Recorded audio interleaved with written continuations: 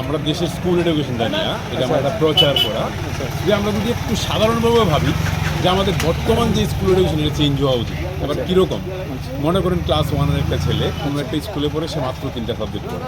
এবার এই ছেলেটাই একই ক্লাস, একই বয়স, একই দেশের ছেলে, সে অন্য কোনো একটা স্কুল পড়ে 4টা-5টা, বা আরও কিছু স্কুলে যেখানে 8টা 9টা 10টা সাবজেক্টও পড়ে সে। এবার যে 3টা ছেলে 3টা সাবজেক্ট পড়া ছেলেটারে আমরা সবাই কমুসে তার দ্বারা কিছু, কারণ দুর্বল হবে অটোমেটিক্যালি, এক্সেপশনাল হিসাব করে লাভ নেই। সাধারণত 3টা বই পড়া ছেলেটা দুর্বল হইবে। এবার আমরা সমাজ কই, তার টিচার কই, তার মা বাবা কই, তার দ্বারা হইতো না। আসলে আমার সিস্টেমের কারণে সে দুর্বল হয়েছে। তো অন্ততপক্ষে ম্যাচিউর হওয়ার আগে, মানে ক্লাস 10 পর্যন্ত সারা দেশে সিলেবাসটা একরকম হওয়া উচিত। এবার ভাষা যে অঞ্চলে যে ভাষা সেই ভাষাতে হোক।